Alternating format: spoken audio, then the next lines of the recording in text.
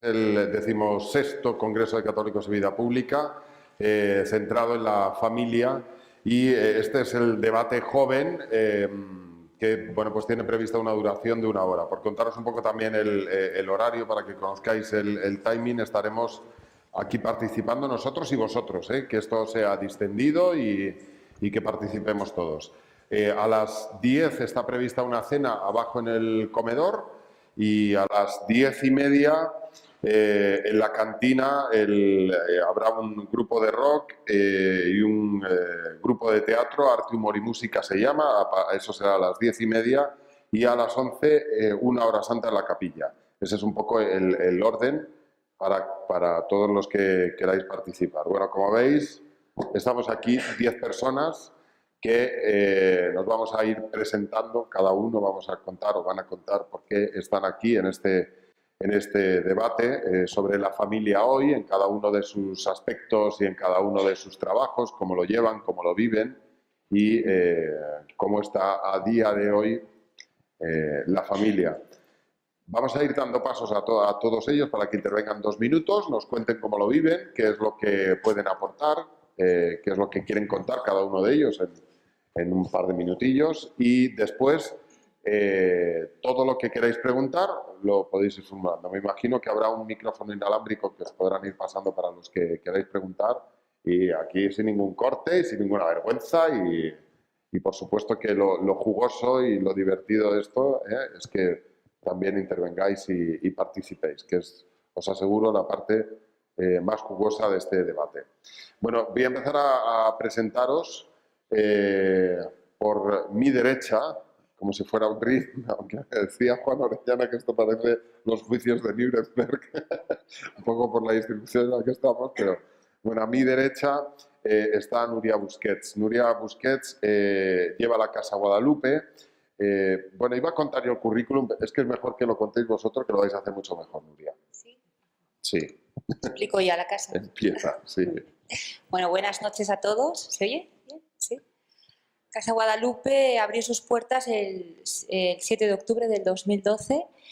Es una casa que está en Sabadell, a 20 kilómetros de Barcelona, y el objetivo de la casa desde el principio fue la acogida, protección y ayuda a todas aquellas chicas embarazadas que están pensando en abortar, y también a todas aquellas que están viviendo su embarazo con graves dificultades. Acogemos a todas ellas, es decir, nos da igual, nos da absolutamente igual su religión, su situación económica, su nacionalidad, su situación personal o familiar. Simplemente cualquiera que esté embarazada y que esté pensando en abortar es bien acogida en la casa.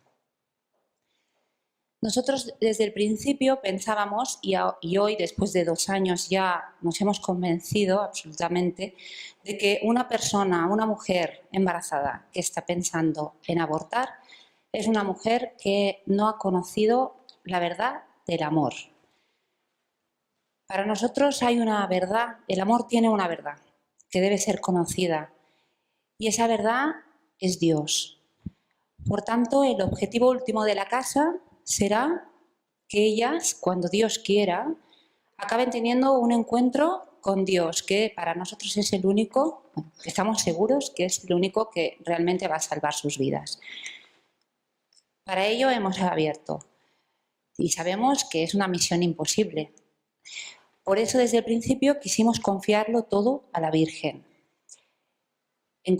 no solo encomendándonos a ella, sino poniendo absolutamente el proyecto en sus manos. No es nuestro proyecto, no queremos que sea el proyecto o la casa de uno o de dos o de un grupo ni de un movimiento, simplemente queremos y buscamos que sea la casa de la Virgen, y todos los que estemos en ella trabajemos para ella. Al fin y al cabo son sus hijos. Bien, ¿por qué se llama Guadalupe? Bueno, en primer lugar, porque decidimos encomendárselo a la Virgen. ¿Y por qué no Montserrat? ¿O por qué no Almudena? Pues muy simple. La Virgen de Guadalupe, el 12 de diciembre de 1531, se apareció en México a un indígena pobre, San Juan Diego, y apareció muy visiblemente embarazada. Todo esto, ¿cómo se concreta en la casa? Bueno, pues en primer lugar, ofrecemos distintas ayudas. La más básica es la ayuda material. El perfil de chica que viene a la casa normalmente es una chica con muy pocos recursos económicos y antes de hablarle de que Dios la ama y de que todos la amamos mucho, necesitamos cubrir sus necesidades básicas. Y por ello ofrecemos alimentos durante todo el embarazo y también hasta que el bebé tiene el año. Cada semana reciben alimentos para que vayan nutridas toda la semana. Además, antes de que nazca el bebé, les regalamos una canastilla nueva a estrenar con la etiqueta, porque queremos que ese niño nazca como un príncipe, como a nosotros nos gustaría que naciera el nuestro. También cuando nace el niño, hasta que tiene el año, les regalamos, el compromiso nuestro es todo, todo. Es decir, la cuna, el cochecito, la trona, la bañera, todo lo que pueda necesitar un niño. Y además, los pañales, la leche, los cereales, etcétera, etcétera, etcétera. Es un compromiso que asumimos desde el principio, que no entendimos ni cómo pudimos decir semejante barbaridad. Y sin embargo lo pusimos todo en manos de la providencia y hoy, que llevamos 2 años y hayan pasado más de 120 chicas, podemos decir que gracias a Dios hemos podido atenderlas a todas. Y sencillamente, porque la casa es muy pobre, ha sido la providencia la que nos ha ido llenando el almacén. Ellas nos lo han ido vaciando, pero se vuelve a llenar. Aparte de la ayuda material, muy importante, fundamental para nosotros es todo el apoyo afectivo que reciben a través de los grupos de apoyo que formamos en la casa. Son grupos reducidos que los lleva una psicóloga y que básicamente consisten en que ellas se abren, explican todos sus problemas y al abrirse las demás escuchan y ocurren 2 cosas muy importantes ahí.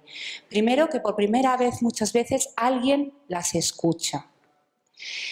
Y en segundo lugar, que ellas escuchan que hay otra, en este caso, que está igual o peor que ellas. Eso las lleva, primero, a sentirse importantes para alguien y, segundo, a sentir compasión de los demás. Además, tenemos la figura de la María Ángeles, que son los ángeles de María, que son chicas que puntualmente, cuando hay alguna chica que necesita un apoyo más particular, pues la acompañan, están por ella, la llevan al ginecólogo o simplemente a tomar un café, a dar una vuelta. Amarla, nada más. En tercer lugar, es muy importante para nosotros la formación y se articula a través de 4 ámbitos. La formación, primero, de salud e higiene, con todo tipo de clases, a través de profesionales. En segundo lugar, la formación afectivo-sexual. Muchas veces están muy despistadas y necesitan entender el sentido real, cómo Dios pensó la afectividad y la sexualidad, cuál es su verdad, que también tiene una verdad.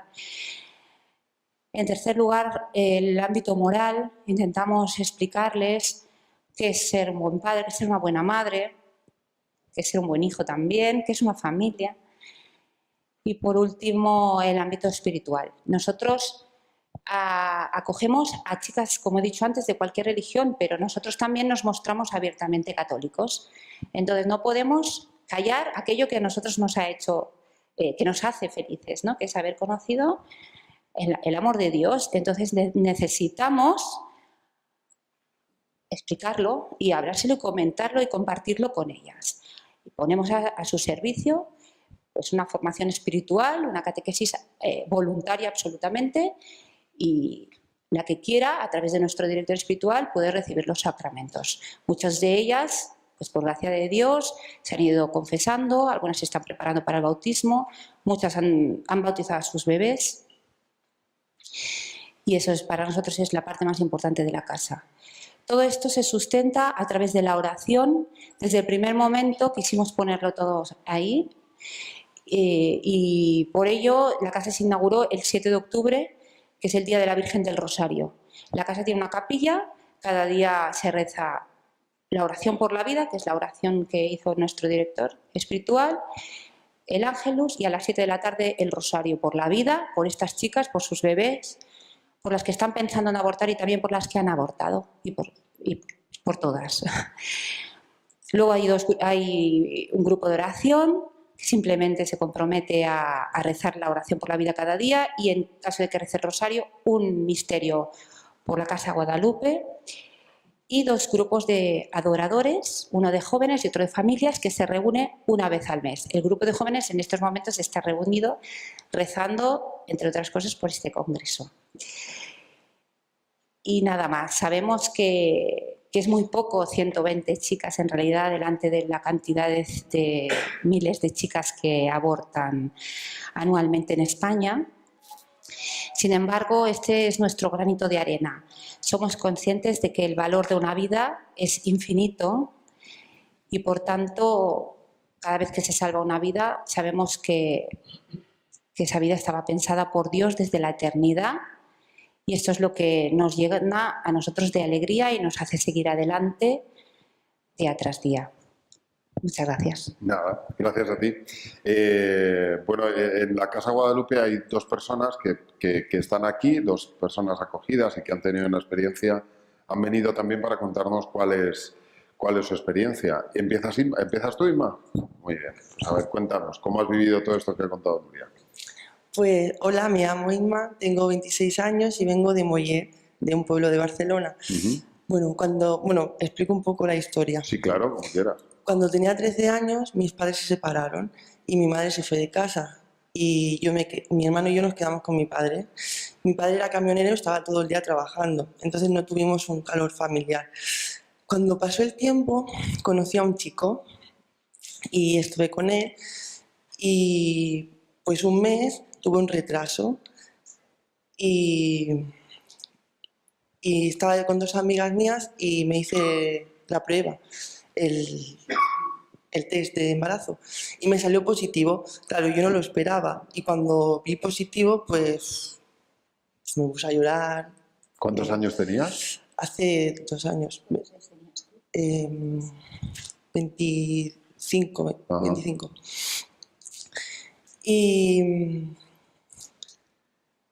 Y bueno, pues hablé con el que era mi novio y le dije que estaba embarazada. Pues él me dijo que no, que tranquila, que el lunes, eso fue un viernes, y me dijo que el lunes me acompañaba a abortar sin decirme a mí qué quería hacer yo. Entonces yo lo estuve pensando, pero yo no podía abortar. Se lo dije a mi familia tampoco estaba muy de acuerdo. Bueno, entonces llegó el lunes y me dijo él de ir al médico. Entonces yo ya le dije que no podía. Y ya me empezó a decir que si estaba loca, que si era menos que una cucaracha, que si no había ido al colegio. Bueno, empezó a meterse conmigo. Y ya dejé de hablar con él. Ya me dejó claro que no quería. Pues decidí tirar para adelante sola. Bueno, en ese tiempo vivía con mi padre. La relación tampoco era muy buena. Y un día discutimos, estaba yo de 5 meses y me echó de casa. Estaba yo en pijama, porque era de noche. Y fui a un parque de abajo de mí. Tranquila. Estuve en el parque toda la noche y la verdad que ese día fue el peor del embarazo, porque no sabía si estaba haciendo bien en haberla traído en esas condiciones. No tenía dinero, no tenía nadie. Y bueno, al día siguiente unos amigos míos me vinieron a buscar y me llevaron a la asistenta. Me dijeron que ahí me ayudaría. Y la asistenta me dijo que claro, que en esas condiciones no podía estar en la calle, que estaba embarazada, y que si eso seguía así, pues cuando tuviera la niña me la quitarían. Encima, después de la noche que pasé que me dijeran eso, pues imagínate. Bueno, entonces me propuso de ir al convento de las Hermanas de Calcuta y yo le dije que sí. Y estuve allí y la verdad que muy bien, las hermanas conmigo muy bien. Y ellas me hablaron de Casa Guadalupe, yo no sabía qué era. Y cuando llegué hasta casa, pues la verdad que me recibieron con tanto cariño.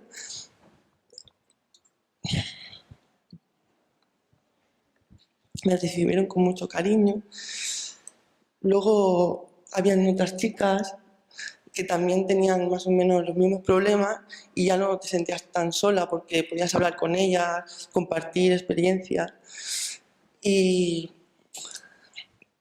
luego también en lo espiritual, yo siempre he sido muy creyente. Los que mis padres no creían, entonces no estaba ni he hecho la comunión ni estoy bautizada. Y ellos también me han ayudado mucho a a ver el camino a Dios. Y ahora estoy preparándome para el bautizo y la verdad que esta casa, de verdad, ha sido lo mejor. Y sí, pienso que después de todo lo que he pasado malo, porque la verdad que lo he pasado muy mal, que todo viene por algo, porque yo tenía que conocer esta casa y que me ayudara tanto, porque para mí es como un hogar. Yo ahora voy y me siento como en mi casa. He conocido chicas estupendas, me tratan con mucho cariño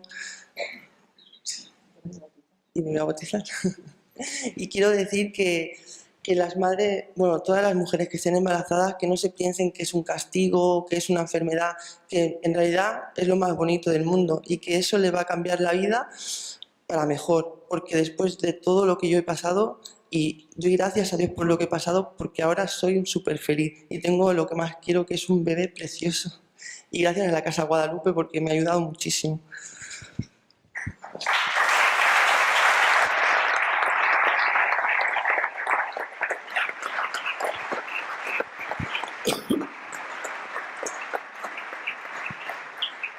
Pues muchas gracias, Inma. Pero no nos has dicho lo más importante. ¿Cómo se llama tu hija? Ainara. Muy bien. Y Ainara se llama Ainhoa, perdona. No entiendo ni mi letra. Ya hubiera sido mucha casualidad rizar el rizo. Bueno, Ainhoa, cuéntanos tu experiencia. Bueno, yo me llamo Ainhoa, ahora tengo 21 años. Yo me quedé embarazada con 19 años. Fui al médico porque tenía un retraso también, pero lo mío fue más raro porque yo estaba tomando pastillas anticonceptivas y aún así me quedé embarazada. Cuando me enteré fue un susto, pero increíble. Sentí en ese momento felicidad, nervios, un miedo horroroso, no sabía ni qué hacer. Yo, gracias a Dios, mi pareja me apoyó y dijo que él también quería seguir adelante con el embarazo. Después de un mes más o menos, pues decidimos contarlo a nuestras familias. La familia de él acogió la noticia súper bien. Dijeron, bueno, pues mira, uno más en la familia, pues qué bien. En cambio, mi familia lo pasaron fatal. Mi padre y mi abuela lloraban, se lamentaban que si era una niña, que si la crisis, que no iba a poder sacar el bebé adelante. Mi padre me dijo que por favor me lo pensase, que estaba a tiempo. Me presionó bastante. En cambio, mi abuela me dijo radicalmente que abortase, que ese bebé no podía nacer, que yo no lo iba a poder mantener. Yo lo pasé muy mal porque yo quería tener ese bebé.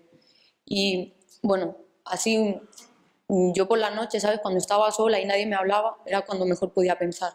Me ponía a reflexionar y digo, ¿qué hago? Es que es mi corazón contra mi cabeza, mi familia, que son los que me tienen que apoyar, me están diciendo que aborte, que no sabía qué hacer. Da la casualidad que soy madrina de una niña que pasó por Casa Guadalupe y la mamá de esa niña me dijo, oye, pues yo fui a un sitio, una casa, donde hay unas chicas muy simpáticas, ves, habla con ellas, a ver qué te dicen, escucha segundas opiniones y a lo mejor así te aclaras. Y yo fui a Casa Guadalupe y me llevé a mi abuela conmigo. Pues hablé con ellas ese día, me recibieron súper bien. Desde el primer momento escuché lo que me decían y me dio más esperanzas, más fuerzas de querer seguir adelante con el embarazo.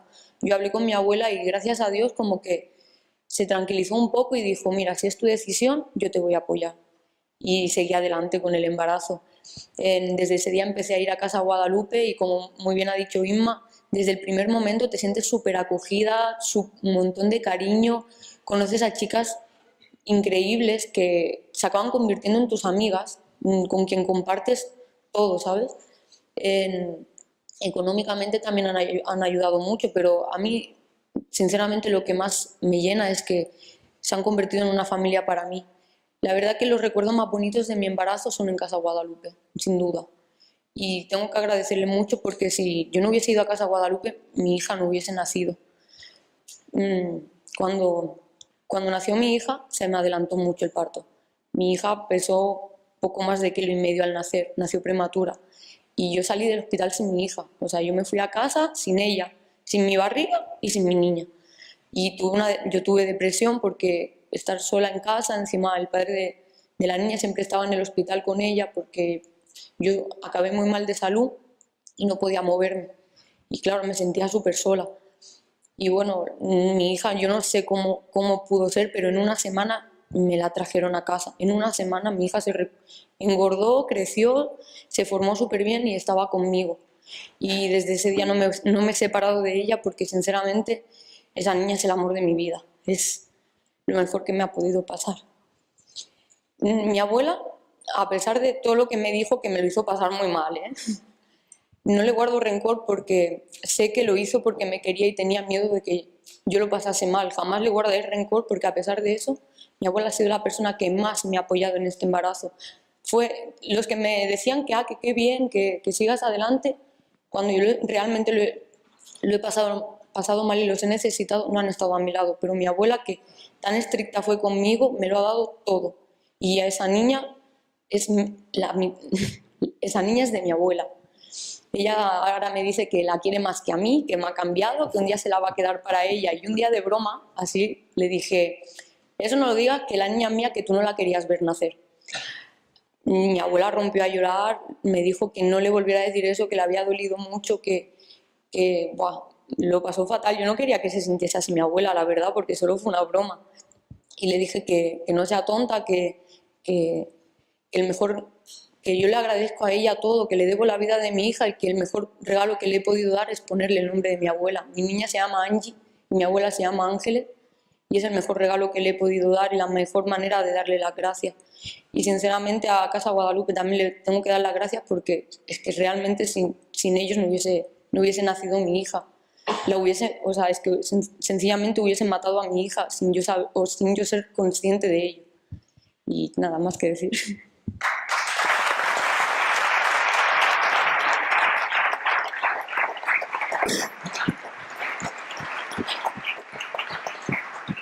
Pues muchísimas gracias a las dos por compartir algo tan personal. Muchas gracias. Bueno, pues seguir un poco con la mesa del juicio de Nuremberg que tenemos aquí.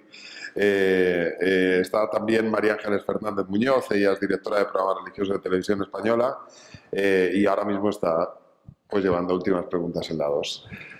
Y Frontera, en Radio Nacional. Exactamente. Estamos aquí los dos de Radio Nacional. Así es, Jaime.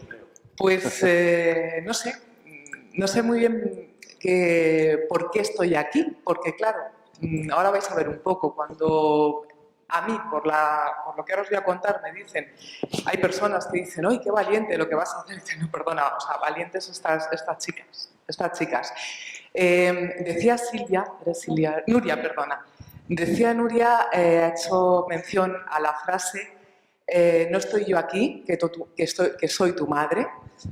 No hay nada que temer. Eso es lo que dijo la Virgen de Guadalupe a San Juan Diego. Bueno, pues esa frase, Nuria, es la que decora, pero no solamente decora, sino que está allí por algo en la habitación de mi hija. Es esa frase con el rostro de la Virgen de Guadalupe. Mi hija es mexicana, mi hija mayor. Ya puedo decir mi hija mayor porque dentro de, no sé, 2 meses, 1 semana, 4 semanas voy a ser madre de nuevo. Diréis, bueno, y esta no sabe cuándo va a ser madre. Bueno, es que soy madre por adopción. Entonces, no se sabe cuándo vas a ser madre, te dicen que ya estás la siguiente en la lista, pero no sabes en qué momento va a llegar tu hijo a casa, ni si es niño, ni si es niña, ni si es mayor, ni si es pequeño, ¿no? Es toda una aventura. Pero mi hija mayor, Sara, es mexicana y esa frase está ahí porque después de darle muchas vueltas al tema de la adopción, yo soy madre por vocación, o sea, me encanta mi trabajo, me encantan muchísimas cosas que hago, pero mi verdadera vocación en la vida es ser madre. Es la principal, las demás también, desde luego, y me encantan, pero mi vocación es ser madre. Y bueno, pues tomé la decisión, como os digo, de ser madre a través de la adopción hace ya como 8 años, yo he perdido la cuenta, Sara está conmigo desde hace 5 y entendí en ese momento, y cada vez lo entiendo más, que los hijos son una bendición, pero esa no es una frase hecha. Los hijos son una bendición porque cuando un niño llega a una familia del modo que sea y en las circunstancias más complicadas como las que han tenido estas amigas y tantas otras chicas y tantos otros chicos, que nos olvidamos de los hombres y aquí tienen algo que ver. que no se nos olvide. En esas circunstancias tan difíciles, yo he visto que los hijos son una bendición porque están en el proyecto de Dios para cada uno de nosotros, de la manera que sea, pero están en el proyecto de Dios. Y si tienen que llegar a nuestra casa del modo que sea, van a llegar. Pero los hijos, diciéndolo así, parece que los hijos son nuestros. En el tema este de la adopción se habla mucho de, es que tienes derecho a ser madre, es que cómo te hacen esperar tanto tiempo. A ver, digo madre, estoy hablando en singular porque yo estoy soltera. Entonces, por eso a lo mejor os puede chocar un poco, os lo explico, que por eso no hablo en plural, ¿no? ¿Cómo pueden tardar tanto en darte el niño? ¿Cómo puede...? Pues vamos a ver, es que el derecho a tener una familia no es... O sea, el derecho de ser padre o madre no es de los padres o las madres. El principal derecho es de los hijos a tener unos padres. A mí me gustaría, no sé, si me pongo a hablar de la adopción, no dejaría hablar a ninguno de los demás, pero me voy a callar ya, Javi. Luego si tenéis alguna cosita me preguntáis. Sigue, sin problema. Luego me preguntáis si tenéis alguna curiosidad o algo. Pero yo quiero que quede claro que el derecho es de los niños a tener una familia. No de los padres a tener un hijo. Somos un medio, yo así me veo, un medio maravilloso y Dios me ha elegido a mí y a tantas otras familias pues para ser padres del modo que sea, ¿no? Pero el derecho es de los niños. Y por otra parte me gustaría, si nos tienen que quedar aquí algunas ideas claras, que no se nos olvide, y esto seguro que Juan luego sabe mucho más de este tema, y a lo mejor os dice algo. En España, según los datos, es muy difícil tener datos fiables porque no hay estadísticas muy fiables, pero según los últimos datos que baraja el Ministerio de Bienestar Social, o de Asuntos Sociales, digamos, en torno a 35, 40.000 niños en España no viven con su familia. Muchos de ellos viven con familias de acogida, que luego Juan nos podrá decir algo. Pero quiero con esto que nos quede clara la situación de muchísimos niños, porque es verdad, yo fui a adoptar a mi hija mayor a México, el bebé que estoy esperando es nacido aquí en España, no sé qué nacionalidad será o si será español, pero hay muchos niños que necesitan una familia, que necesitan o una familia de acogida porque no puedan ser dados en adopción, o necesitan vivir en un ambiente familiar. Están muy cuidados en las casas de acogida, en las casas cuna o en los orfanatos, como se decía antes, como lo queramos decir. Están muy bien atendidos, están muy bien cuidados, pero no es su familia. Entonces, que sepamos que en nuestro país, y puede que en una casa aquí enfrente, haya niños que no tienen una familia, ¿no? Y hay un psicólogo de Sevilla, Jesús Palacios, que los llama los niños invisibles, porque es una realidad que no se conoce, ¿no? Entonces, bueno, pues si luego tenéis cualquier curiosidad o queréis comentar algo sobre el tema de la adopción, pues con muchísimo gusto os puedo comentar, pero es mi familia, es mi forma, la forma en la que, bueno, pues yo he creado una familia.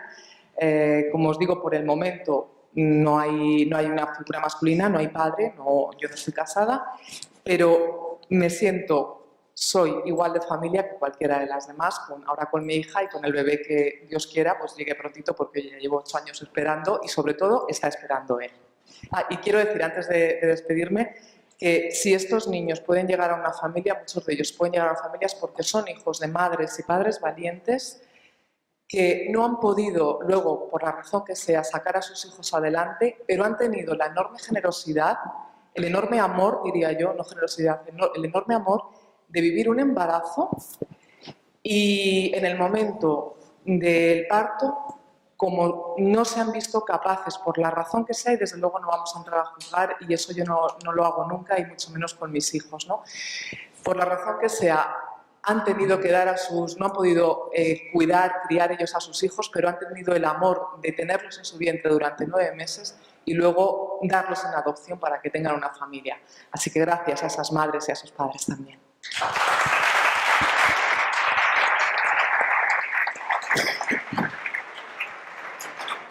Bueno, y aquí a mi derecha, José Antonio García, yo me acabo de enterar de tu nombre, macho. Sí. Te he llamado Ciudadano García toda la vida. A mí me pasa.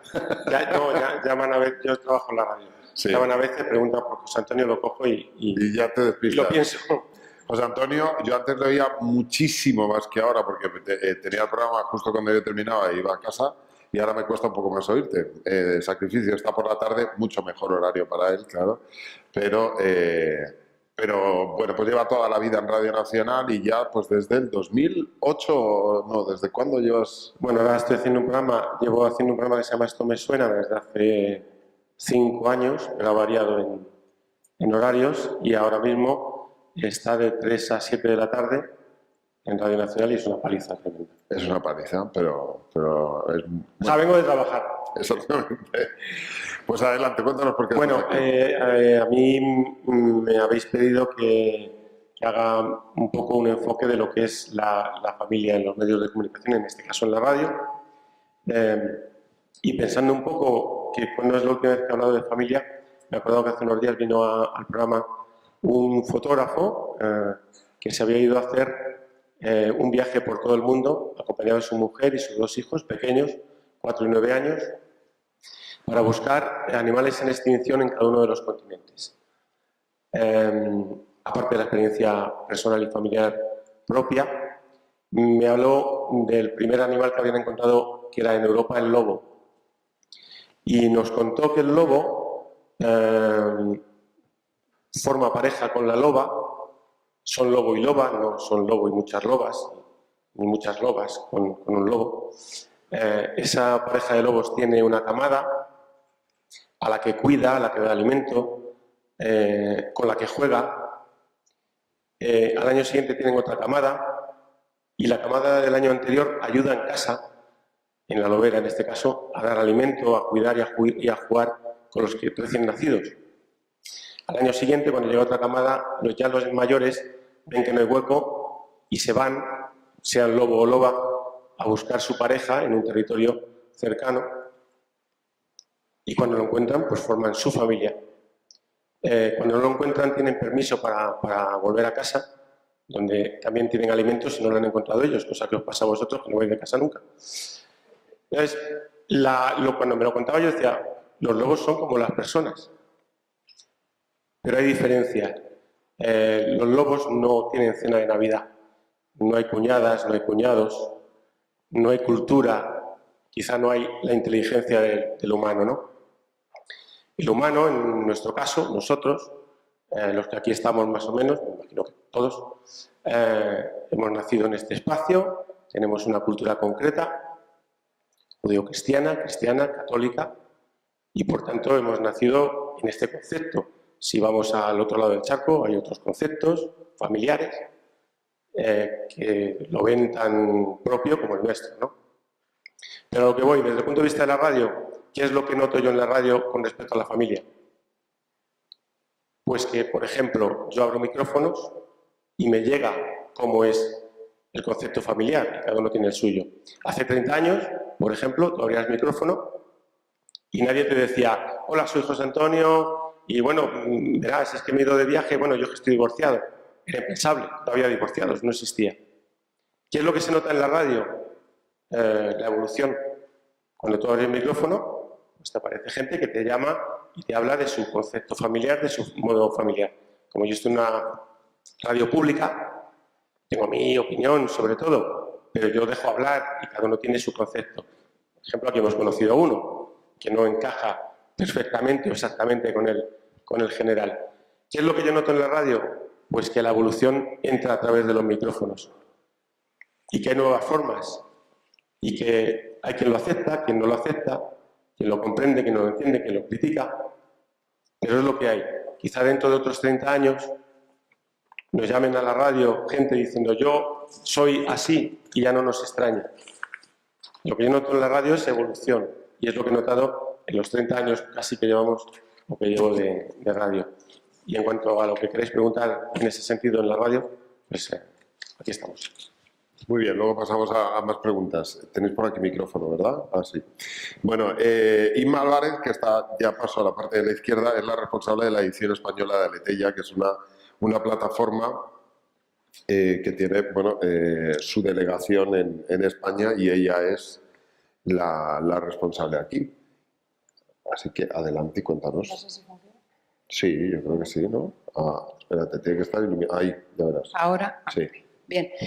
Bueno, en realidad no es delegación en España. Yo soy la responsable de toda la área hispana de Aleteia, que es un proyecto internacional. Depende de una fundación que tiene sede en Roma, en la que participan muchas instituciones eclesiales y que quiere poner en marcha, digamos, un proyecto que se haga con ayuda de los católicos en la web. Es decir, el proyecto surge, lo digo rápidamente y luego diré por qué me imagino que estoy aquí. El proyecto surge por la constatación de que los católicos, a pesar de ser la comunidad más grande en la red, no existimos. Y no existimos porque tenemos millones de páginas, miles de iniciativas, agencias, periódicos, etcétera, y tenemos un público tan fragmentado que no aparecemos nunca en primera página, ¿vale? Hay otros grupos que lo han entendido mejor que nosotros, quizás. Por ejemplo, están los cristianos protestantes o los testigos de Jehová, los mormones, que han entendido que la unión hace la fuerza y eso es lo que queremos hacer en Aleteia, ¿no? Entonces, nuestro proyecto pues, es informativo, es formación, es redes, es comunicación con la gente, es diálogo, quiere ser recursos de formación, quiere ser servicios, o sea, es un poco un lugar de encuentro para los católicos en la red. Y como plataforma informativa, pues nos ha tocado de cerca seguir el sínodo. El famoso sínodo de la familia, que parece que en los medios se ha quedado como una disputa entre... Se ha quedado quizás como una disputa entre obispos y el sínodo de la familia ha sido muchísimo más. Nosotros nos hemos pasado un año investigando qué dice Internet sobre la familia.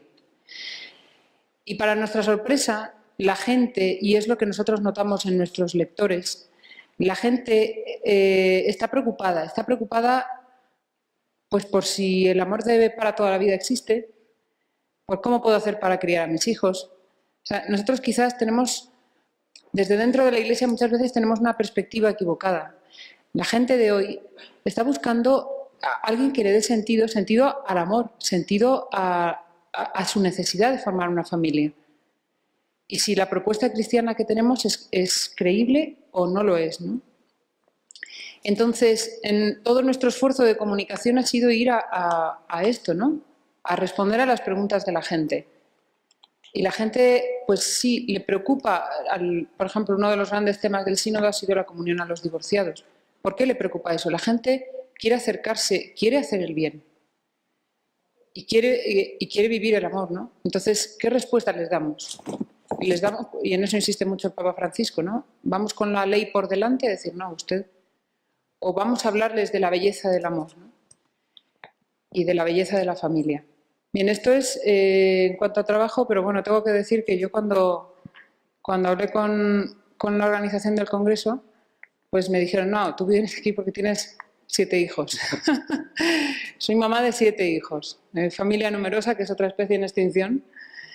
Y bueno, pues tengo que decir que a mí lo mejor que me ha pasado en mi vida pues es casarme y tener 7 hijos. Mi mayor tiene 15 años, mi pequeña tiene 2. Tengo 2 chicos y 5 chicas, que no creo que me estén viendo ahora porque es más divertido ver los dibujos, pero bueno.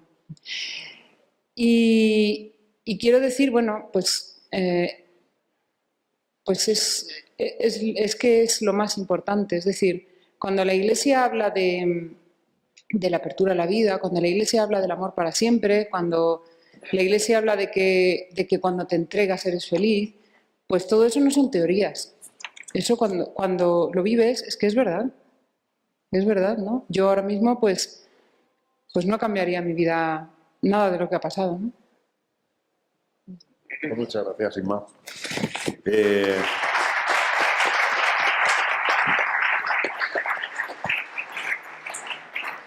El más joven, si no me equivoco, tienes que ser tú, es Álvaro Mota. Álvaro Mota es blogger y es el responsable diocesano de la Juventud Estudiante Católica de la Archidiócesis de Mérida-Badajoz. Ese es el título que pone aquí. Ahora nos explicas qué es exactamente lo que haces y por qué estás aquí.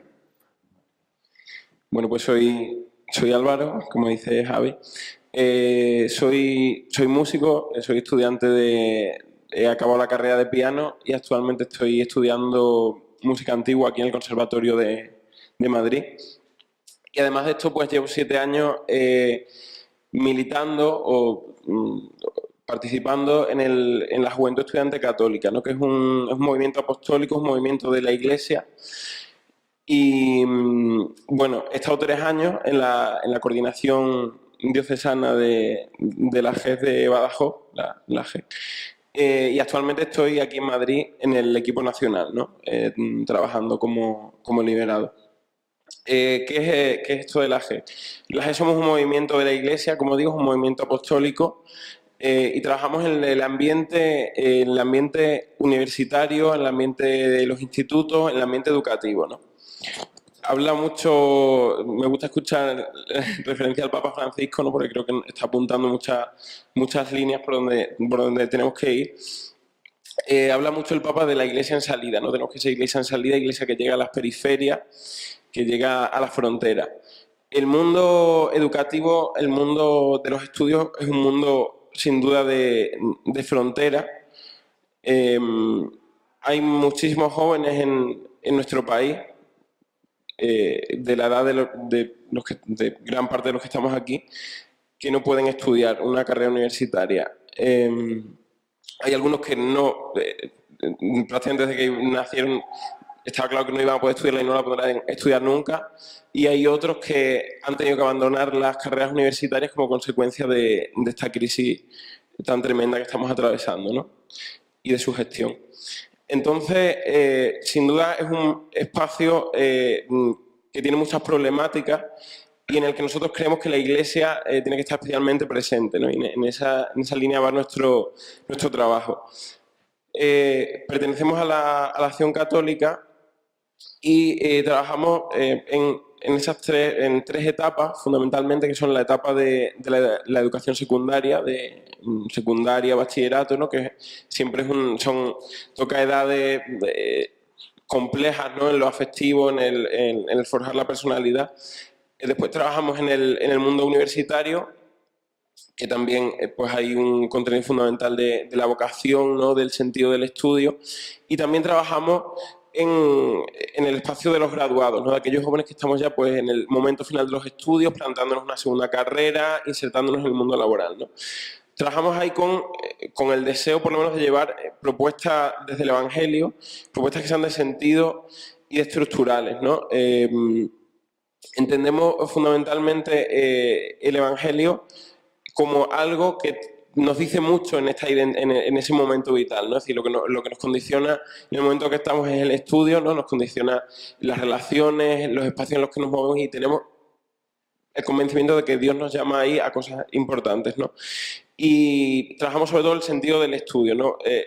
Creemos que la inercia de la cultura, de la sociedad, desgraciadamente muchas veces nos lleva a enfocar nuestro estudio a la seguridad personal, ¿no? Al gestionarnos nosotros mismos, nuestra propia preocupación. Nosotros entendemos que el Evangelio nos llama a la opción por los últimos, ¿no? Y desde ahí creemos que cualquier carrera, cualquier profesión se puede enfocar hacia la opción por los más pobres, ¿no? Y creemos que el Evangelio nos llama a ello con radicalidad. Uno puede ser ingeniero pensando solo en ganar mucho dinero, ¿no? En asegurarse el porvenir, y también puede ser ingeniero pensando en la cooperación al desarrollo y el trabajo por gente realmente que lo está pasando mal. ¿Por qué estoy aquí? Bueno, pues tampoco sabría dar una respuesta clara. Sí que estuve participando en las jornadas de Católicos y Vida Pública en Cáceres hace ya unos meses, contando un poco el trabajo que hacemos desde la GES, ¿no? Y desde ahí pues se me pidió esta intervención también en este congreso sobre la familia. He hecho una pequeña reflexión que simplemente voy a compartir y luego ya si alguien tiene alguna pregunta... Lo único que tengo que deciros es que he hecho muy mal mi trabajo porque se nos está echando el tiempo encima y os tenía que haber recordado a todos que tuviera y que miráramos el reloj, porque me gustaría que entraran preguntas, pero es que lo que no sé si vamos a llegar a que entren ya en tiempo todas las personas que tengan. Vale, recortaré lo que pueda. Sí, breve. Entonces, simplemente, bueno, desde mi trabajo aquí en la GEC, reflexionando sobre este tema de la familia, que creo que ahora está en boga por el sínodo y, bueno, por otros espacios, creo que si hacemos una reflexión a la luz de la situación actual que estamos atravesando, ¿no?, en el que hay una situación tan dramática de muchísimas familias, creo que el Evangelio nos da pistas de cómo aproximarnos a un nuevo concepto de familia, ¿no? Hay un pasaje que me gusta mucho, que es en Mateo 12, ¿no?, que es cuando le preguntan a Jesús, ¿no?, tu madre y tus hermanos están fuera y quieren hablarte, y dice, ¿quiénes son mi madre y mis hermanos? ¿No? Esta pregunta, ¿quiénes son mi madre y mis hermanos?, yo creo que alberga una propuesta de familia que es subversiva, que es radical, ¿no?, y que nos sacude, y yo pienso que como cristianos tenemos que, nos lleva a salir un poco de la familia entendida como lo meramente biológico o doméstico y salir un poco a esa frontera, ¿no? Yo creo que el Papa pues, apunta ahí claves, ¿no?, cuando dice, cuando la vida interior se clausura en los propios intereses, no hay espacio para los demás, para los pobres, ¿no? Entonces creo que analizando esta situación actual que atravesamos, se puede decir que ya hay... las familias ya son un signo de esperanza en nuestra sociedad, ¿no? Habla, por ejemplo, el informe FOESA que ha salido recientemente sobre desarrollo y exclusión social, que la familia es la primera comunidad de sentido y solidaridad que ha sostenido el envite de la crisis, ¿no? Es decir, cómo en este momento tan dramático es en las familias donde está surgiendo toda una dinámica de solidaridad intergeneracional, de ayuda mutua y de descentramiento, ¿no?, de la propia preocupación hasta llegar a los demás. Tengo muchos papeles aquí. Para tan poco tiempo. Sí. Para que nos dé tiempo a todos, porque realmente, si no, no nos va a dar tiempo. Y os voy a pedir ser realmente breves para que podáis al menos hablar los tres. Bueno, Juan Orellana es... Además de compañero de COPE, experto en cine, profesor de narrativa, me hubiera encantado tenerle a él en lugar de a Torán, porque es mucho más divertido, además seguro que no me hubiera cateado. Pero hoy está aquí porque es padre de acogida y miembro de la Asociación Familias para la Acogida. Así que es una faceta que nos puedes contar, Juan. Muchas gracias, Javi. Bueno, efectivamente, yo soy padre de familia, tengo 6 hijos, 3 biológicos y 3 en régimen de acogimiento temporal. Pertenezco a una realidad que tiene algunos puntos comunes con la Casa de Guadalupe. Esta es la Casa de la Almudena, porque nació en Madrid y es más castiza. Y también tiene 2 años de vida, como vosotros. Hace 7 años... otras 2 familias amigas de la mía, o sea, de mi matrimonio, mi mujer y mío, pues habíamos hecho algunas experiencias de acogimiento, pertenecíamos a esa asociación que decía Javi de Familias para la Acogida, y nos dábamos cuenta que la experiencia del acogimiento y del acogimiento temporal, que por si no lo sabéis, es muy distinto de la adopción, es decir, se trata de todos esos niños que ha dicho María Ángeles que están en residencias esperando adopción o esperando muchas veces no se sabe qué, ¿no?, que lleguen a los 18 años y los manden a otro centro para ir luego a la calle, es decir, hay situaciones muy diversas, que ese tiempo tan decisivo para la vida de una persona, que son los años de la infancia, en vez de pasarlos institucionalizados, puedan tener una experiencia de una familia, o sea, de un hogar, de unos padres, de unos hermanos, con las cosas simpáticas y antipáticas que tiene la vida de familia, pero que son las más educativas y las que más necesitamos todos, ¿no? Estos niños pasan un tiempo con nosotros mientras buscan esa solución definitiva. Bueno, pues viviendo esta experiencia de que hacer eso solos es difícil, porque los niños que vienen en acogimiento suelen ser niños con muchas heridas, bueno, con una herida fundamental, y es que no están con sus padres por las razones que sean. Muchos tienen el sentimiento equivocado de que algo habré hecho yo mal que mis padres no me han querido. Es una reflexión muy típica, injusta, pero que estos niños llevan dentro.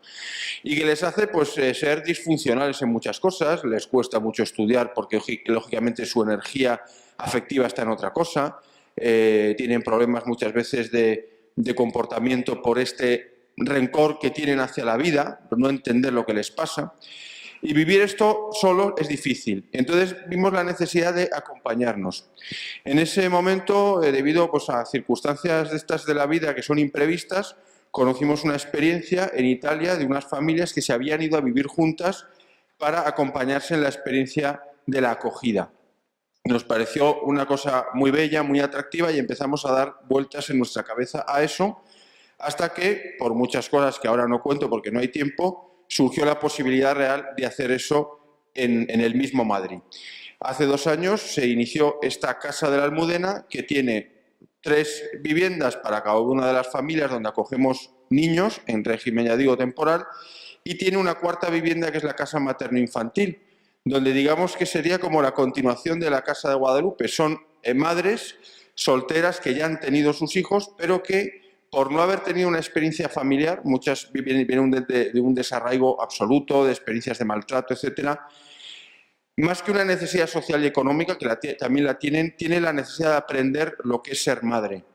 Entonces tenemos a 5 madres que viven con sus bebés junto a nosotros y que en la convivencia y el acompañamiento que les hacemos van aprendiendo lo que es la vida de la familia, lo que es la responsabilidad de una madre y van adquiriendo cierta autonomía para poder cuanto antes pues despegar, encontrar un trabajo y poder empezar ella su vida familiar en su casa con la responsabilidad propia de una madre. No hay más tiempo, luego si hay preguntas pues ya os las contesto. Muchas gracias.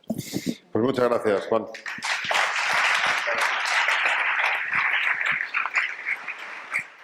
Bueno, Bárbara Rodríguez es arqueóloga. Si habéis conocido alguno de vosotros el yacimiento de Atapuerca o ella ha trabajado allí, conoce muy bien y seguro que nos puede hablar muy bien bueno, pues de paleontología y del origen de la familia. Yo estoy deseando escucharte. Bueno, buenas noches a todos. Como ha dicho Javi, mi nombre es Bárbara y soy arqueóloga, es decir, me dedico a buscar pues, los vestigios del pasado, los vestigios de las especies anteriores que han participado en ese proceso evolutivo y que han dado lugar a lo que somos hoy en día, este Homo sapiens. Entonces, bueno, ¿cómo podemos relacionar esto con la familia? Pues lo cierto es que es difícil, pero a través de esos vestigios arqueológicos nos encontramos con, bueno, hemos hablado casos de amor, de solidaridad, de compasión, de compartir. Y a mí me gustaría, por ejemplo, hablar de un hallazgo que se produjo en el yacimiento de Atapuerca y allí encontraron el cráneo de una niña que había fallecido con 10 años y que tenía una malformación, es decir, desde su nacimiento hasta que fallece con 10 años seguramente va a acarrear problemas, va a acarrear pues, incomodidades para ese grupo, el cual decide mantenerla y sacarla adelante. Una niña que además se va a llamar Benjamina, que quiere decir la más querida. Con lo cual, la arqueología pues, bueno, también nos ayuda a reconstruir cómo era ese comportamiento de nuestras especies. Esta especie es un Homo heidelbergensis, que es un par de especies anteriores a la nuestra, Homo sapiens, y al final, bueno, pues podemos decir que la arqueología, es decir, esos estudios de nuestro pasado, de hace ya 500.000 años, pues no entiende de evangelios actuales, no entiende de religiones y nos demuestra que en el gen Homo, en el gen de nuestra especie, pues también hubo solidaridad.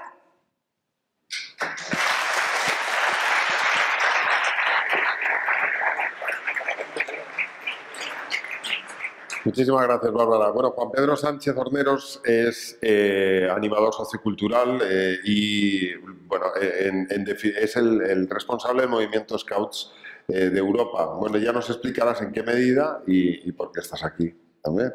Bueno, pues fundamentalmente yo estoy aquí por mi vocación. Mi primera vocación es la de ser padre de familia. He tenido la ocasión de cimentar un proyecto de vida personal siendo muy joven. Tenemos 4 hijos, algunos están por allí detrás. Saludar. Y algunos de ellos son universitarios, 2 de ellos, como vosotros. He tenido ocasión también, gracias a Dios, de profesionalmente vivir esa vocación también trabajando con una fundación que se llama Educatio Servanda, una fundación joven, pero que tiene vocación para desarrollar obra educativa católica en nuestro país. Y luego he tenido ocasión también de vivir mi vocación como educador en el entorno, digamos, de tiempo libre de la educación no formal a través de un movimiento, que es el que ha mencionado Javier, que es el movimiento Scout, en concreto el movimiento Scout Europa, que trabaja por la educación en el tiempo libre, la formación íntegra de los niños y adolescentes para ayudarles a dar plenitud a su proyecto de vida. Muy bien, pues muchísimas gracias. Me gustaría, me imagino que podemos aprovechar unos minutos más y que participaréis de alguna manera. Espero que tengáis alguna pregunta, pues si no yo tengo muchas que hacer, pero lo interesante es que lo hicierais vosotros. Así que si alguien quiere, por favor, que levante la mano y que participe, ¿eh? ¿Por ahí hay algún micro? ¿No? ¿Tenemos alguno de estos?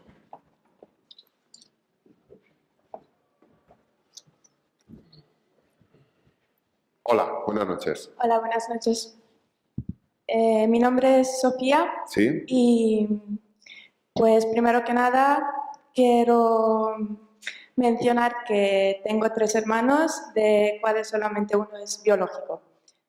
Y pues los otros 2, tengo una hermana que al principio fue acogida y después de unos 6 años por fin la hemos podido adoptar. Y también tengo un hermanito que es su hermano biológico y que en este momento es solamente acogido.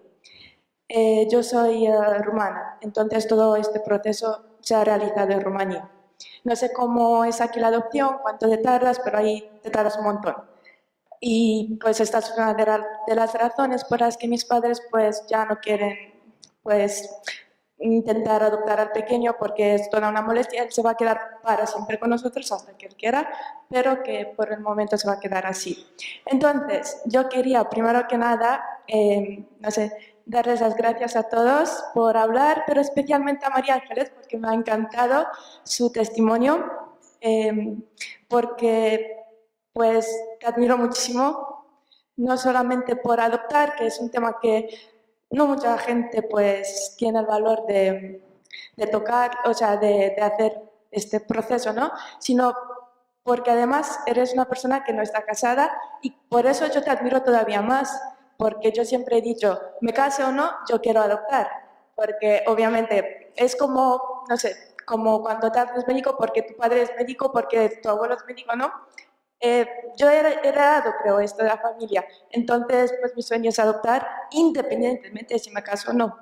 Entonces, pues nada, que luego me gustaría hablar un poco más contigo y que también me gustaría visitar esa casa Guadalupe porque, no sé, igual ahí se puede aprender algo. Y nada más. Muchas gracias.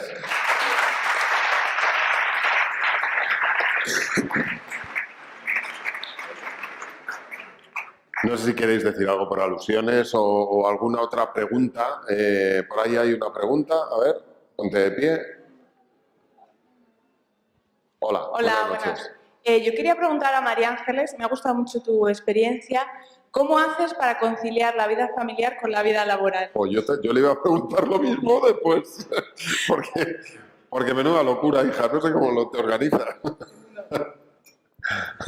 Yo soy muy torpe con los micrófonos. Ay, menos mal, no tenía que hacer nada. Soy muy torpe con los micrófonos. Gracias a mis padres, o sea, a los abuelos.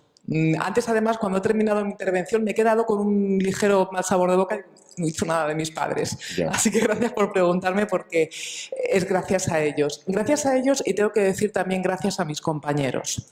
A veces no es fácil porque la niña se te pone mala por la mañana y se pone mala y no te tienes que quedar con ella, no hay otra persona que pueda quedarse, ¿no? Pues bueno, y mis padres, mi madre especialmente está un poquito delicada de salud y tampoco se puede tirar más de donde no puede ser y demás, ¿no? Pero tengo unos compañeros maravillosos. Yo creo que esto es voluntad. Es como todo, ¿no? O sea, las leyes son unas que no son buenas, desde mi punto de vista, en cuanto a este tema se refiere, pero luego está la buena voluntad de la gente. Mira, a mí me gusta mucho, entrevisto a muchos misioneros por el trabajo, entonces cuando hablamos de educación, de familia, sobre todo los que están en África y también en países de América Latina, dicen, es que un niño es de toda la tribu. Qué pena que perdamos un poco ese concepto. Seguro que la antropóloga lo sabe mucho mejor, ¿no? El niño es esa niña que nos hablaba, ¿no? Seguro que la cuidaron todos. Pues es un poco lo que a mí me está pasando con mis compañeros. Tengo que decirlo así, que que nos suplimos, nos cambiamos cosas que haya que hacer. Me ofrecen la posibilidad de trabajar mucho desde casa, o sea, eso el teletrabajo, pues no lo hemos inventado ya hace mucho tiempo en el programa y me ofrecen la posibilidad de trabajar lo que yo necesito desde casa. O sea, que yo creo que es esa mentalidad de la sociedad de entender que el hijo es de todos y no hay que penalizar a una mujer o a una familia, digo en este caso mujer porque muchas veces es la que termina siendo más penalizada, ¿no? No hay que penalizarla por tener un hijo, al contrario. Hay que abrir todo lo posible porque es que es un niño que ha nacido en esa familia, pero es un niño de la sociedad. Entonces, ahora que sois jóvenes y estáis a tiempo, si podéis valorar esta cuestión, pues yo la lanzo, ¿eh? Gracias. A ti, muchas gracias. ¿Queréis preguntar alguno más? Me imagino que sí, ¿verdad? Por ahí. Buenas, mi nombre es Íñigo. Primero quería deciros a la Casa de la Almudena, creo que era, y a la Casa de Guadalupe, que me parece un proyecto precioso el que tenéis entre manos. Tenéis un espíritu de ayuda a la sociedad que para mí es maravilloso. Y la pregunta que voy a lanzar ahora, básicamente porque habéis hablado de abuelos, que me han ayudado mucho, quiero a ver si me podéis contestar, ¿sabéis de algún caso en el que los padres de los hijos no han dejado ver a los abuelos después de que se le entregara la custodia a uno de los dos padres? Quiero decir, ¿qué deben hacer esos abuelos? ¿Cuál es su papel en la familia?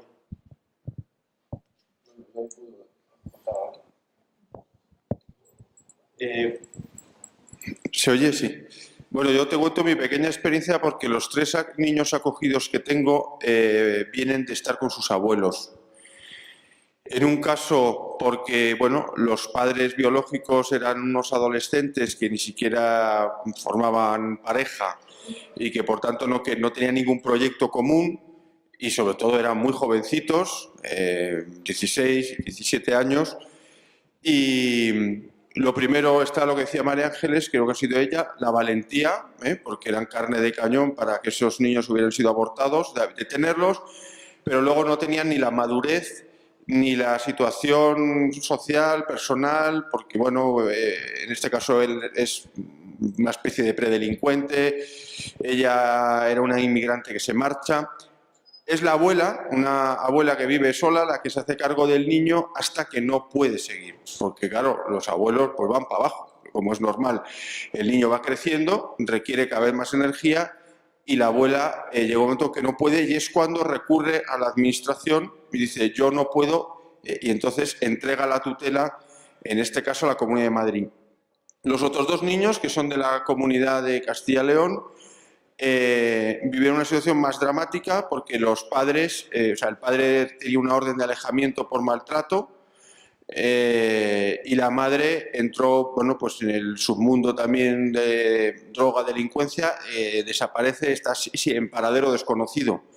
Son los abuelos maternos los que afrontan, son 3 hermanos, yo tengo a 2 y el tercer hermano está con mis vecinos, ¿no? Lo mismo, los niños van entrando en una edad que requieren unas habilidades que unos señores ya bastante mayores, ya jubilados desde hace mucho tiempo, no pueden seguir con ellos. O sea, ahí no hay un problema de desafecto de los abuelos, sino de incapacidad educativa e incluso de energía física de sacar adelante y hacen lo mismo, van a los servicios sociales de Castilla y León y ceden la tutela a la administración. O sea que este caso de los abuelos es muy significativo porque es verdad que lo que se llama familia extensa, que muchas veces son los abuelos los que sacan adelante a los niños cuando los padres no son capaces, pero hay veces que estos abuelos, por las condiciones de la vida misma, llega un momento en que no son capaces. Y para nosotros está siendo muy bonito la relación con los abuelos. Es decir, los abuelos tienen sus visitas, regladas lógicamente por la administración, vienen a ver a los niños o los sacan un día entero y tienen una relación con nosotros muy bonita. Por ello, por un lado, ellos experimentan como el agradecimiento de que, bueno, de ver que sus hijos, sus nietos están en una familia y se les cuida y que van saliendo adelante. Y para nosotros es muy importante que los niños no pierdan el vínculo que tienen con los abuelos. Entonces les hablamos muchos de ellos, les llamamos por teléfono, es decir, no es justo que esos niños rompan ese lazo que ha sido para ellos como su familia inicial, ¿no? O sea, que el tema de los abuelos yo creo que cada vez va a tener un protagonismo mayor por el tipo de sociedad en la que vivimos, ¿no? O sea, que me parece una pregunta muy interesante, ¿no? Pues muchas gracias. ¿Alguna pregunta más?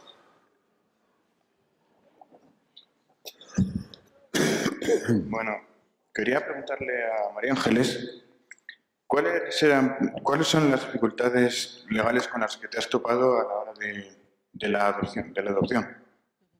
Dificultades legales, a ver, yo adopto en la comunidad donde yo vivo, en Castilla-La Mancha, y dificultades legales como tales no me he encontrado. El proceso es largo, muy largo, pero hay una valoración tanto psicológica como social, personal, desde el punto de vista administrativo. En este caso la Consejería de Bienestar Social de Castilla-La Mancha, pero yo creo que en todas las comunidades funciona igual.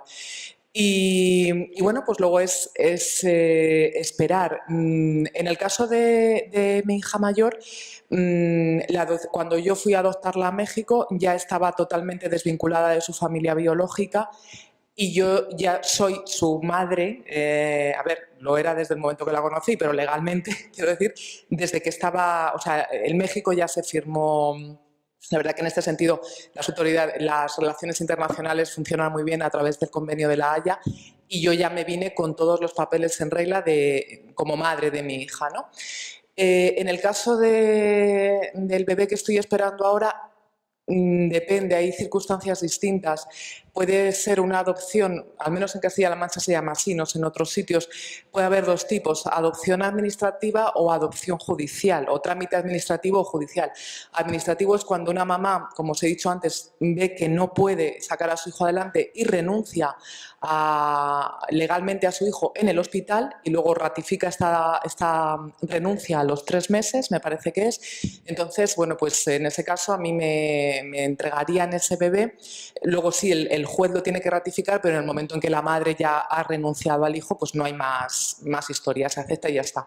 En el caso de adopción jurídica, o creo que se llama, es cuando al niño se le ha retirado la tutela, o sea, a los padres se les ha retirado la tutela y la patria potestad del niño. Entonces, este proceso es más largo porque sí que tiene que haber una intervención judicial, se tiene que escuchar, dependiendo de los casos, pero a la administración, a la Fiscalía de Menores, a la propia familia biológica, porque en muchos casos quieren tener a ese niño, pero en otros muchos casos no quieren tener a ese niño, pero no quieren que se le quiten, no sé cómo deciros. Entonces, esos procesos son muy largos y al final, insisto en lo que decía antes, quienes están sufriendo son los niños.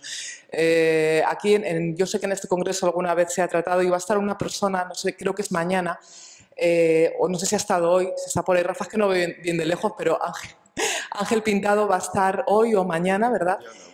Mañana, ¿verdad? Pintado, sí. Mañana. Ángel Pintado sabe muchísimo de este tema, me encantará escucharle, porque es verdad que las leyes en España, y es verdad que había un proyecto de ley muy bueno, que luego al final no salió adelante, aunque ha salido un poquito, pero el proyecto era, yo creo, bastante mejor, un proyecto de ley donde no se priorizase la biología, sino el interés del menor, que en el papel lo pone así, pero en la práctica muchas veces, bueno, pues como que para entendernos, ¿no?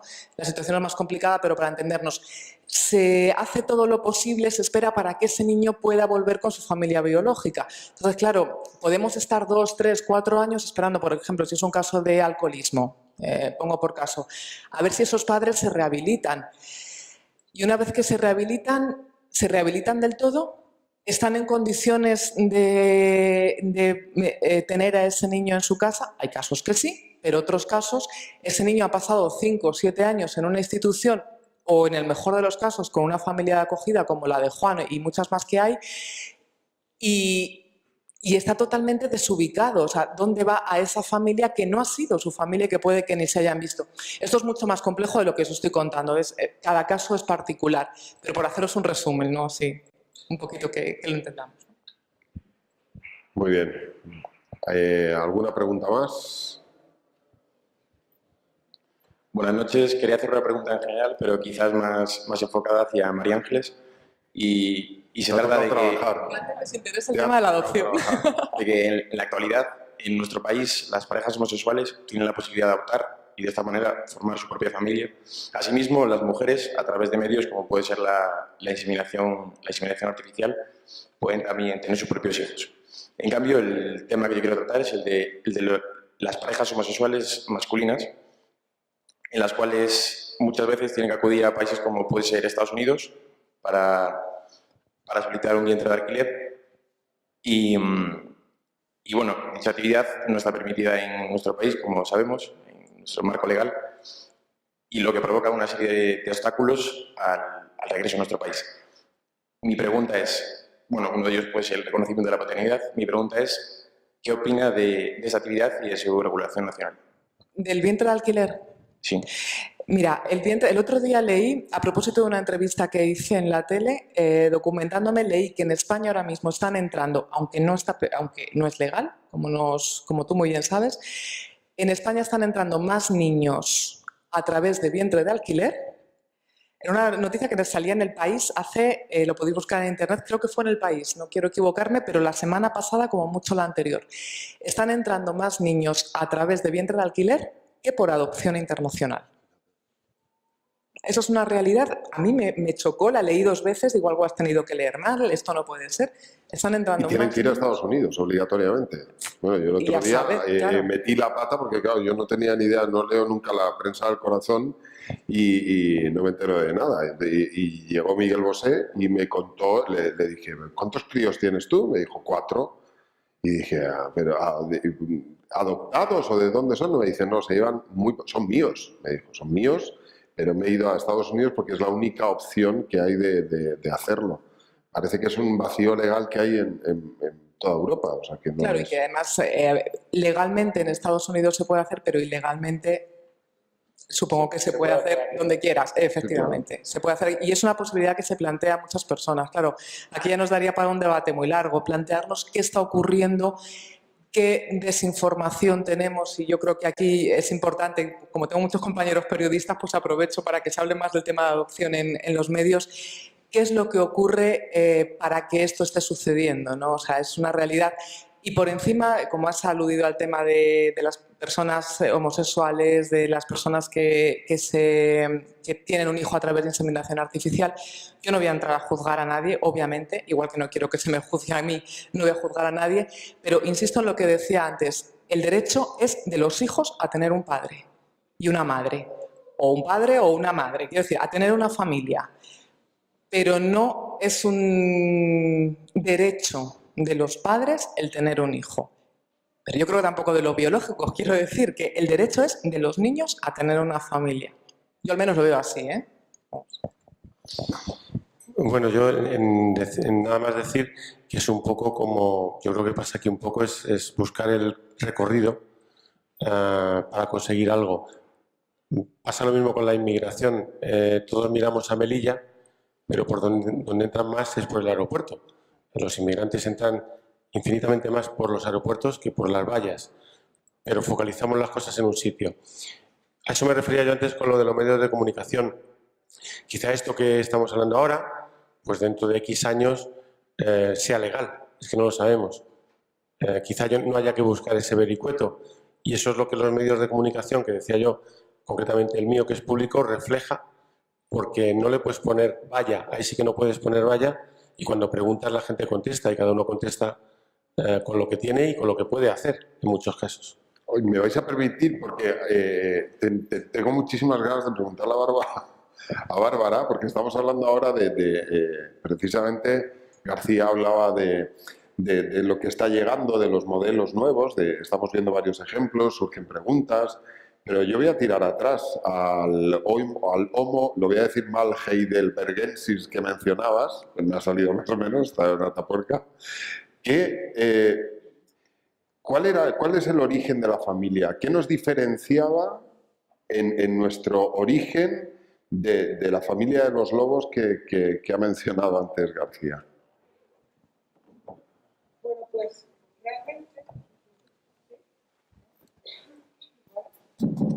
Vale. Bueno, realmente, claro, en aquella época no podemos entender la familia como la entendemos ahora, como una unidad reducida. Ahí lo que importaba era la supervivencia del grupo en conjunto, con lo cual era importante darse apoyo entre todos los miembros. O sea, que era más que importaba algo menos el parentesco, importaba más las relaciones y la supervivencia, sobre todo de la especie.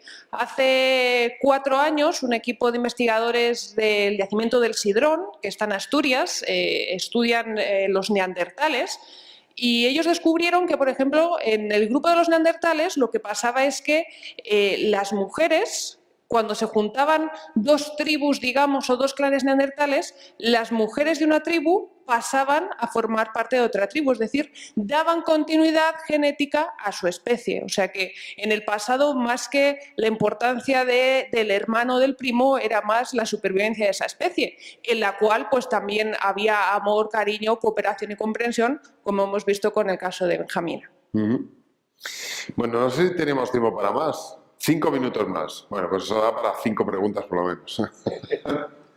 Exactamente. Hola, buenas noches. ¿La educación básica debe conocerla el niño en la familia o debe ser...? Perdona, yo no sé si la habéis entendido, perdona. Que si la educación básica la debe conocer el niño en la familia o debe ser método de aprendizaje en las escuelas.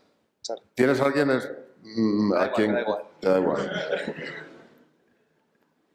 Educación básica, si debe centrarse en la familia o en la escuela, es básicamente la pregunta, ¿no? La educación de los hijos, dices, si debe centrarse en la familia o en la escuela. Bueno, no sé. Tú que eres muy madre. Venga, exactamente, que tienes 7 hijos. Cuéntanos. Pues, a ver, es que la célula básica es la familia, donde se aprende a ser personas en la familia. O sea, hay una enseñanza básica que no te la da el pertenecer el ir a la escuela o el aprender contenidos. Te la da el que cuando tienes conciencia de ti mismo, antes de saber quién eres, sabes de quién eres hijo. Y sabes quién es tu hermano, y sabes quién es tu padre, y sabes quién es tu madre, o deberías saberlo. Y ese dato básico, que es el que nos coloca en el mundo, y todo lo demás viene después, ese solamente se puede dar en la familia. Sin eso, pues podemos tener ordenadores, pero no personas. Y ser persona, sobre todo, es un ser en relación, y eso es la familia. Mira, yo te puedo contar una cosa. Yo no he venido aquí para hablar nada más que para moderar, pero te puedo contar, hablando con los profesores de mis hijos, en una ocasión me dijeron que la gran motivación de los niños era precisamente agradar a los padres. Entonces ellos intentaban sacar buenas notas porque querían agradar a sus padres, fundamentalmente. O sea, si tú le preguntas a un niño qué prefieres y cuál es su objetivo principal, te dice, yo lo que tengo que hacer es sacar buenas notas. Pero si luego le preguntas por qué, no te va a decir nunca para aprender y educarme. No, te va a decir porque quiero agradar a mis padres.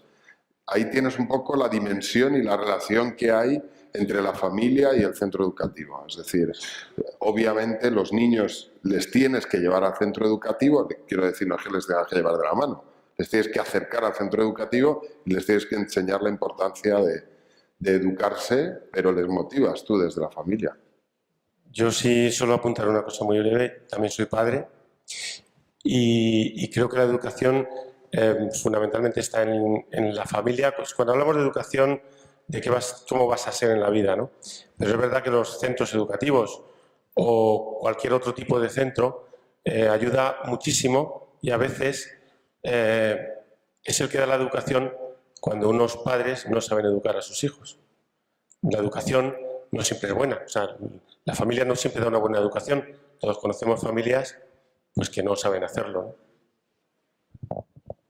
¿Alguna pregunta más que tenemos? No tenemos tiempo para más.